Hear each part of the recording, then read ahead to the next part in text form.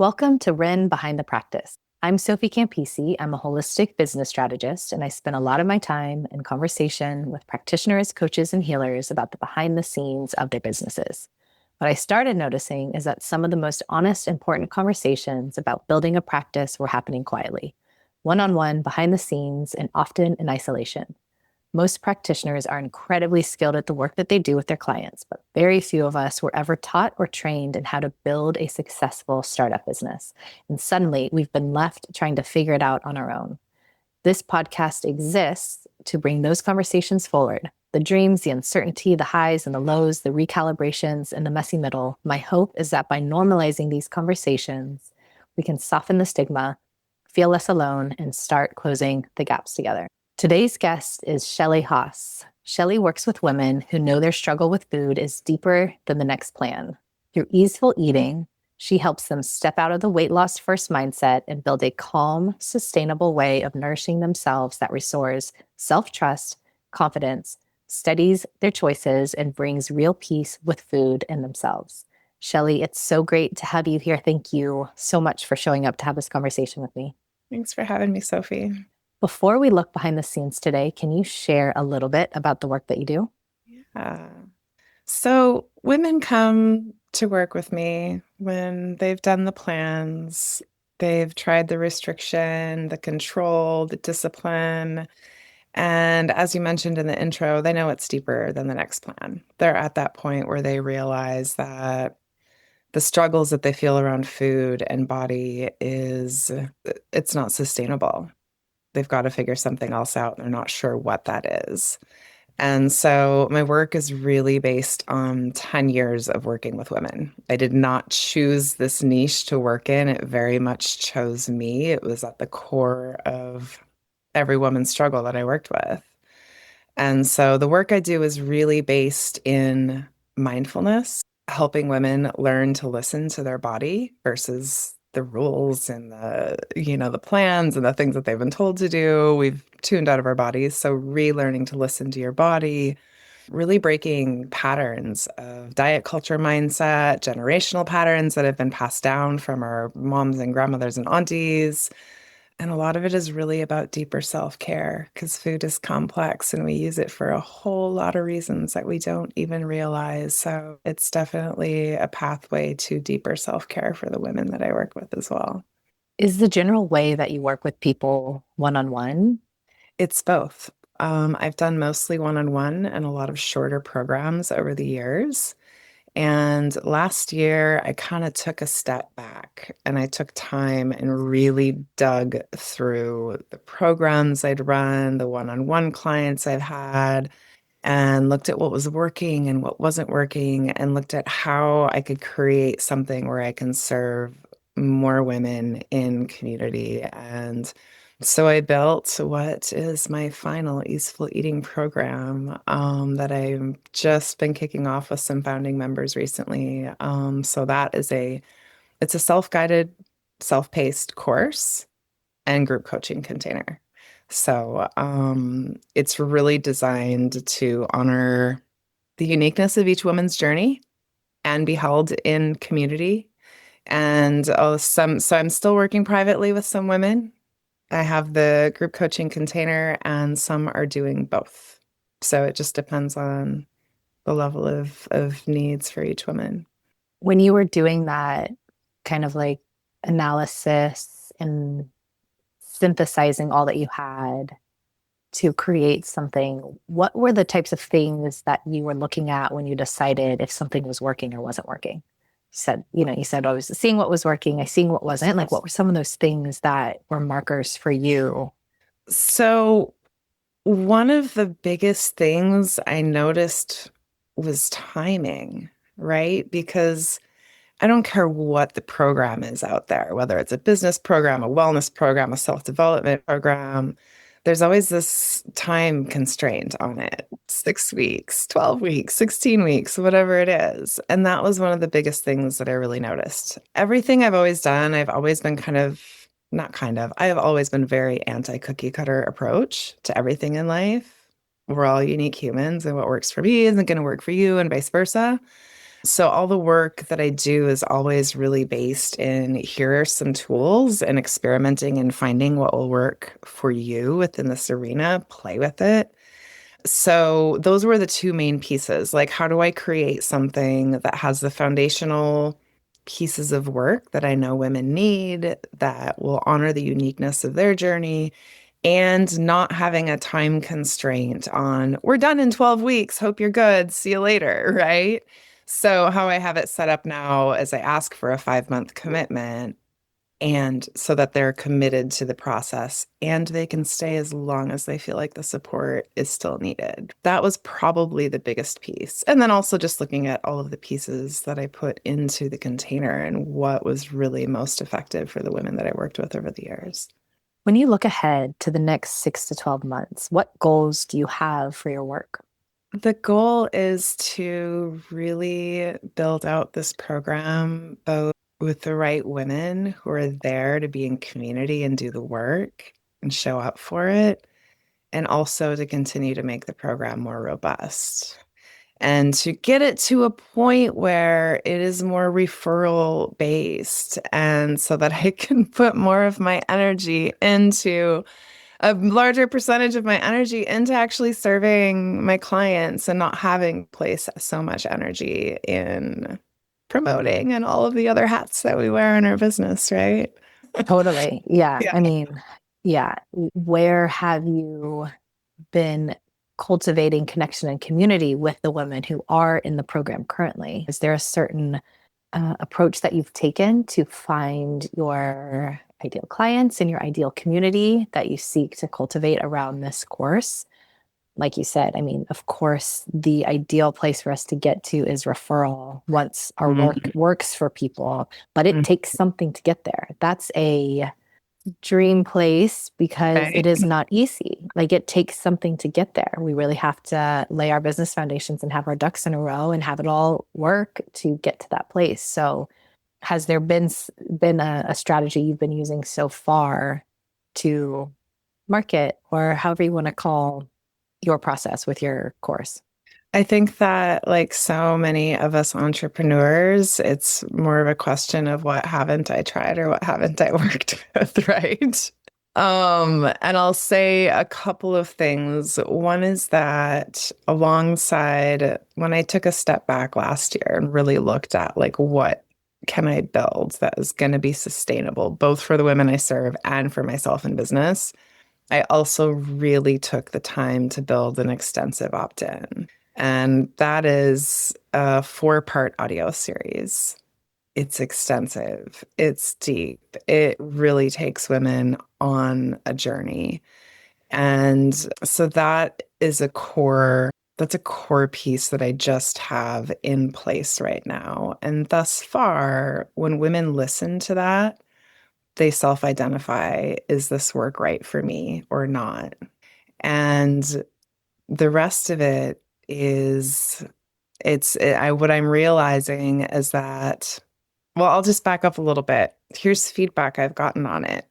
Oh my God, this is free. This is like a course. Why are you giving so much for free? Right? Like we're in service. And also, I've gotten like one of my private clients, and she's also in my group program, has listened to it 4 times and keeps getting more value. So I'm also realizing that, okay, this amazing thing that I created that does help women come in and self identify whether my work is right for them or not is also like maybe the eighth floor, right? And this is the learning process. Like I've done regular workshops, I've run a group, I've done networking, I've worked all of these pieces and we learn through each of those pieces, right? And so like I've learned that what I've created is amazing, but it's also the eighth floor, like the 10th floor being women coming to work with me. So I guess to run with that metaphor, what I'm focusing on now is building out those other floors. And so it's being consistent with social media, but not just being consistent with social media, like learning the psychology of that and being consistent with it and being consistent with intentional networking and being consistent with, I think one of my challenges right now is like really learning how to develop relationships online because we're in an online space in an authentic way, in a way that is, there's so many people out there teaching how to you can't teach people how to build relationships.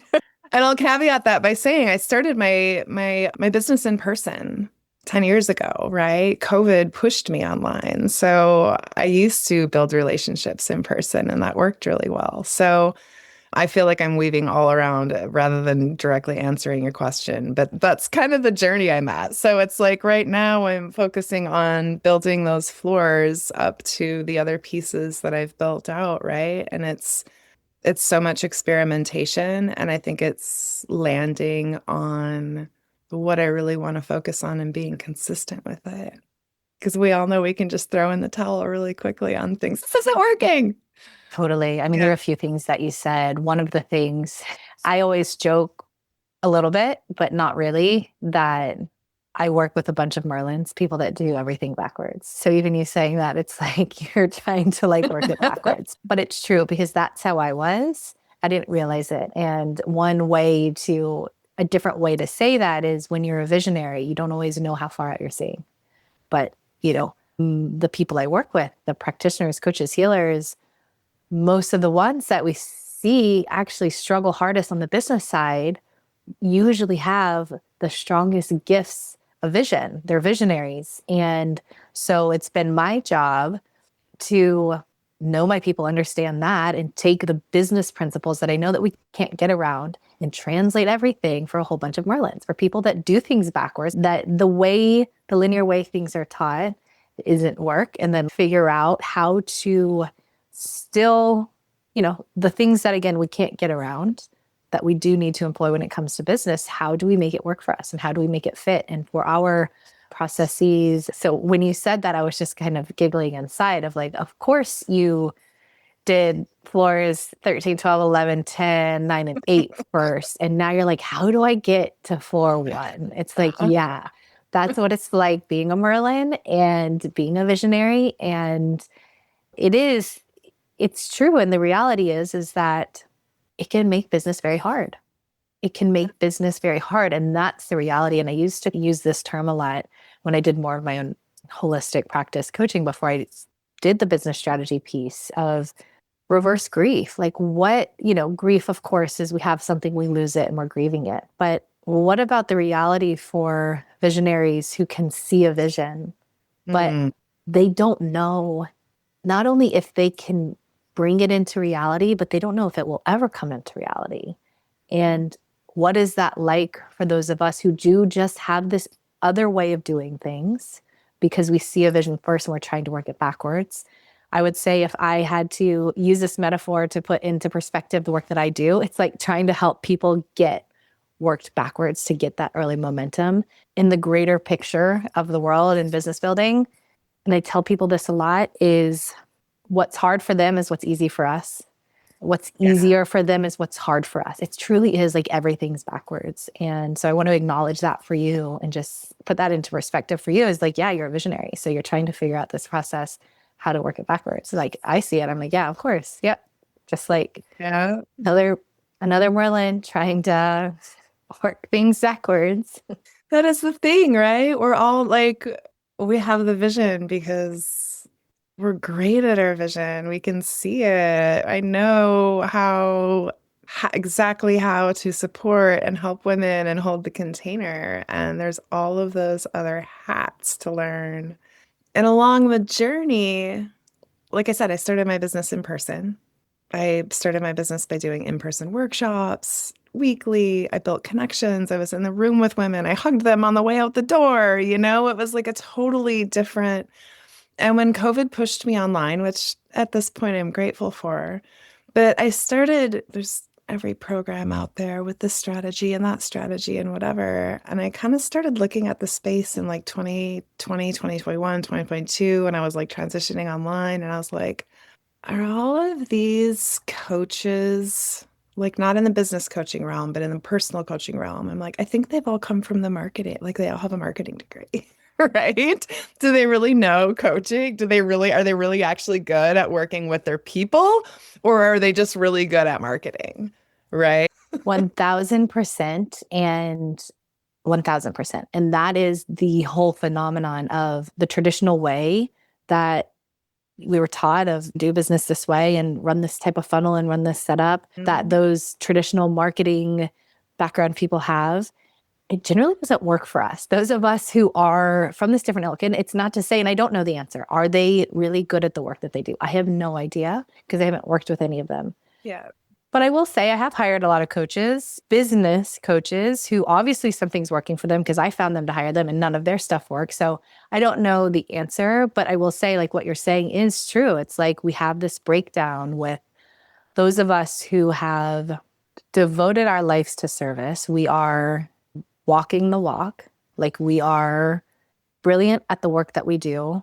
And we aren't just going to do something that is trendy, that if it doesn't feel right to our nervous systems, like if it doesn't feel like the right thing to do, we're not going to do it. Or maybe we've had so many people tell us what kind of dabble, but like it doesn't work and then we give up and then we feel even more like we failed or like confused because it's like, now what do I do? But what you're saying is like, I 1000% agree. When the early on wave of successful coaching practices is the people that knew how to run that really clear, simple funnel, if you will, that clear business structure. And I think that it had people think there were more people successful than actually were. Yeah. Oh, And I 100%. think I think that's one of the outcomes of that is there are so many people being like, yeah, but look at all those people and it's working for them. So it must just be me that can't figure it out, right? That internalized guilt and shame, a lot of it, I think, came from that because they're like, yeah, but look at all those people out there that are figuring it out and I can't. So what's wrong with me? 100%. 100%. And that's one of the reasons I really wanted to take you up on conversation because I think these are such important conversations to have exactly for that reason.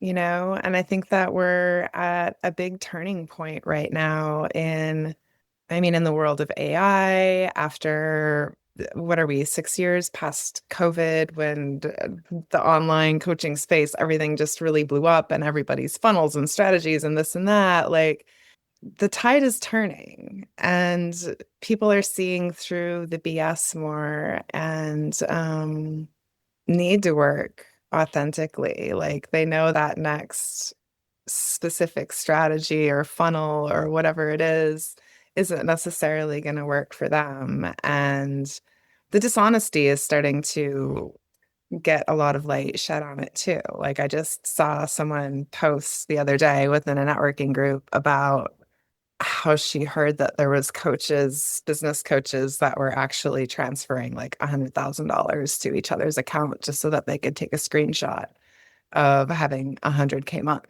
And I know, right?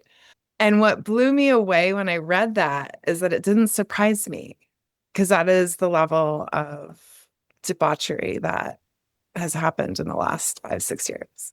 It still surprises me, actually. Like, I'm coming to terms with this more. The more conversations that I'm having with people for this podcast, the more this comes up, and the more I'm found saying, like, I'm coming more to terms with the shadow side Mm. of people, like the industry, and having to also come more to terms with the fact that right now I do business strategy. I have a lot of work to do in rebuilding trust because there is a lot of lost trust. So it impacts me not only like, gosh, but it also impacts me directly and my work directly. And I'm having to come to terms with that too, is like, there's a lot of people who have been burned and there is a lot of broken trust that needs to be rebuilt in lots of places. But on this specific thing, this impacts me directly. And yeah, I'm just coming more and more to terms with that every time I have these conversations. 100%. And that's, that I come back to what I was saying earlier is like the point of learning to develop real relationships in an online space is really about developing trust with other human beings in an online space that has not been very trustworthy. Yeah, absolutely. And it was one of the other things that I wanted to say a little bit ago that ties directly back into this, which is consumer behavior has also changed. So, not just did that old model of like funnel, if you will, just lack of better terms, like a simple funnel model that was working let's say 10 to 6 years ago, not only was it working for them because they knew it and they applied it in a different capacity, but it was working for consumers in a different way. And Google recently came out with a study that shined more light on consumer behavior. And if I was going to translate it for all of us Merlins who speak a little bit of a different language, I would say it like people are waking up more. And if you put them in a funnel, they're going to already automatically lose trust and they feel like a sheep in a thing Yeah. and they're going to want out. And so the more awake our consumers are, that's great for us because we're here. Like we've done the work and we're all here to support them. When it comes to business building, it does get, it's a different game. It's not as simple, it's not as clear. The way to build trust online, yeah, you need to do it. But based on this Google research, is it shows all of the data is showing exactly this. Consumers need more of a playground in today's world. A funnel will not work for today's consumer, especially people that are going to be great clients for us, right? It's likely not going to work for. They need more of a playground. But to translate it for us, it's like they need the freedom to choose because if they're going to build trust, they're going to do it by bopping around. They're going to be looking for those markers of like, yeah, how can I assess this person's personality, their character, the quality of work that they do, and they're looking for way more data markers. So not only does that make things different for us, it's not so simple, but it is more for us to think about on the business side of like, yeah, that is today's consumer and that's the reality. And yeah. Yeah. Yeah. I'm having a metaphor come to me because my brain always thinks in metaphors. And that is, as an entrepreneur, especially when I jumped in the online space and I was like, okay, how do I do this? Here's this program, here's this strategy, here's this business coach, here's this other program. And especially in those years, like 2020 to 2023, it was really loud and noisy, and the marketing was on point and it worked on us at that point in time. Right. And so it's almost like dating, right? You meet someone new and you're like, ooh, ooh, ooh, this is the one. I'm just going to take this program and then it'll all be dialed in and business will go and it'll work. Oh, they didn't really deliver what they said they were going to. Why isn't this working for me? It worked for them. Oh, here's the next one. All right. Oh, this is going to work. This is the missing piece. This person's so amazing. And then again, it's like there's so much trust breakdown that's happened over the years.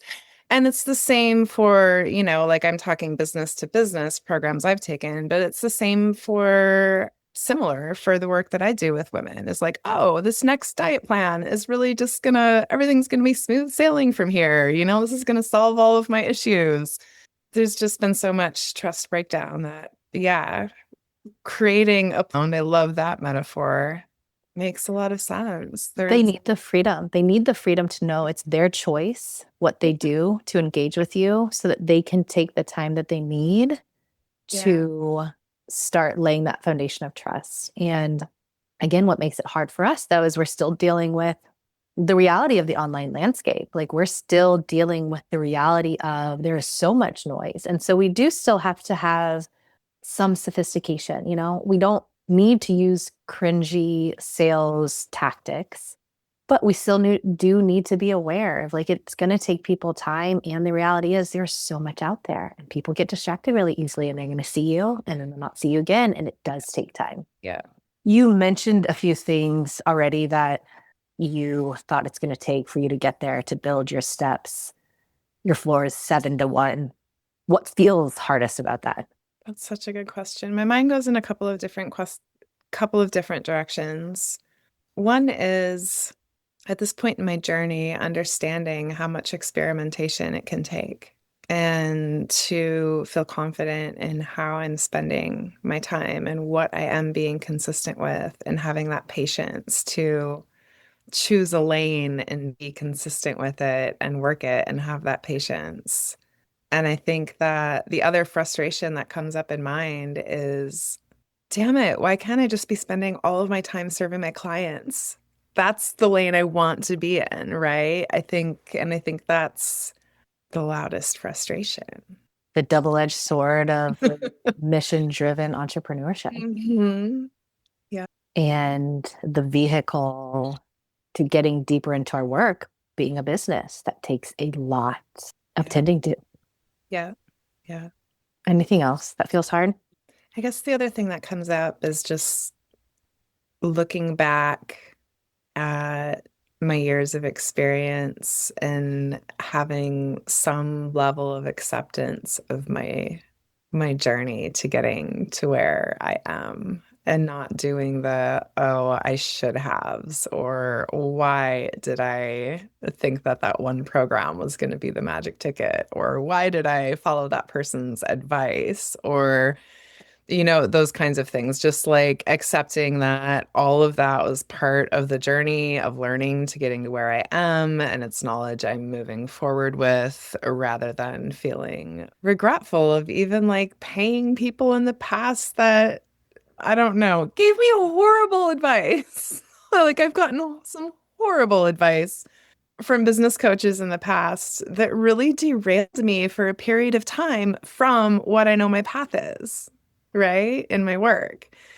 Just to give one example, like I had a business coach at one point, and I know that she brought her own stuff into her advice to me. And she was like, no, you have to focus on weight loss. And I'm like, I'm helping women heal from feeling like they need to shrink themselves. Like, that is like focusing on weight loss is what creates the challenges that I'm helping women heal to just care for themselves better, right? You're never going to sell anything if you're not selling weight loss. Those kinds of detours that when I wasn't confident enough in the work that I was doing, that I took. So, like, just being accepting of my journey and what I've learned and not having those regrets and moving forward with the knowledge that can feel challenging sometimes looking back. I'm right there with you. So I just want to say, like, yes, I still get a pit in my stomach when I think of how much money I invested into Mhm. coaches that said, if you do this, it will work for you. Yeah. And like you acknowledged, not only did it not work, but I often ended more confused because now I've contorted my work and my business to look different. Yeah. I'm like, and then that's confusing because now I spent all this time to like go this route and do this. And so not only did it not work, but now like, do I go back? Like, where is my center from here? Like where, what's the best move now? Do I keep going? Do I go backwards? Do I undo that stuff and start from a different place? Like it sucks. It's not only, again, like, of course, financially, but it's so confusing. Yeah. Yeah. It is confusing. And the time spent on those confusing detours of all those moments create such self-doubt that you have to then deal with and work your way back to your center. Absolutely. I think that, the take that you have on it is so wise and even helpful for me to hear and hopefully others to hear of that reminder of trusting or forgiving yourself or for all of that because yeah, it can be heavy and it can add to that guilt and shame that's keeping us from the confidence, the hits to our confidence, all the things that you said. I had an old colleague that used to call that part of us the shoulda, coulda, woulda monster. It's like shoulda, I could have, I should have, I would have. Like none of it's helpful. What did you learn from it? What knowledge can I move forward with from that rather than shoulda, coulda, woulda? That just To- isn't helpful. Totally. Yeah. One thing that I want to say before we shift on to our final question is what I've learned using that playground metaphor and understanding more about today's consumer behavior and building trust and all of that. How does that reflect on us in our business structures? I want to say this to help us all have this tool in our toolbox for if and when we do go hire some support. There is no one size fits all. So if anyone is selling you a one size fits all, don't buy it. Know that you can ask questions, ask for deliverables, ask for receipts. Like, where are you taking me? Because I have now done so much deep dive and study to understand what makes a startup successful. What are the grounded steps to get there? What I can tell you is there is not one size fits all. There is a process that can help you get there, but it will be 100% dependent on who your ideal client is.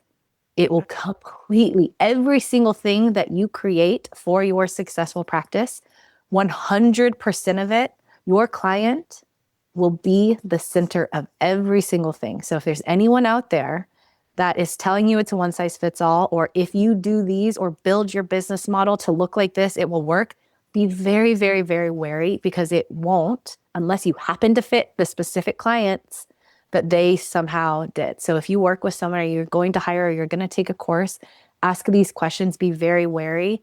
Ask them who their other participants are. If you're going into a course where they have participants that are very, very, very different with lots of very different client bases, I would just be very cautious if they're selling a one size fits all approach, because based on everything that I have learned and now teach people, there is no one size fits all. It will 100% depend on who your ideal client is, 100% of your business. Being successful will depend exactly on who your client is. And so that's going to vary completely. What your playground looks like is going to vary completely based on your client. So using the playground metaphor, is your client a 1-year-old? Okay, that playscape's going to look very different. Are they a 16-year-old ninja warrior? It's going to look very different. So just remember, you are going to be building a playscape, but it's not going to be one size fits all. You really need to get super clear on your business foundations, who your client is, and then everything will be built around them. So just going forward for all of us, if someone's selling that approach, just be wary and ask questions. Know that you can ask questions. Please ask questions. 100%. Everyone could rewind and listen to that over again so it really sinks in. Totally. I wish I So knew it. I wish I knew it 10 years ago, yeah, 15 years ago. yeah, same. If this doesn't happen with your work and getting it to the place that you want to be, what's the cost? What's the cost to you, to others, to the world? I know that what I offer is really unique. I know that the work I do with women is really unique. And I know that there are women out there who need the work that I do. And so the cost is that there's going to be a lot of women who stay stuck where they are. Their lives are on hold, their confidence is on hold. And for myself, I don't even like to answer this question because I can't imagine. Like, I know this is my path. I know this is the work I meant to do. So what is the cost? I do something that's less than my value in life. Like I'm not willing to switch gears. I know this is the path. Yeah. Thank you so much, Shelly, for joining me today, for having this conversation, for your openness and sharing everything that you did. And for those of you who are listening, if any part of this resonated, you're in the right place, please reach out. I want to hear from you. And if you want to reach Shelly directly, the links to her free Easeful Eating audio series, her Easeful Eating program, and her Facebook and Instagram links are all in the show notes. Thank you again, Shelly, and to everyone else. Thank you for listening, and we'll see you for the next episode of Ren Behind the Practice.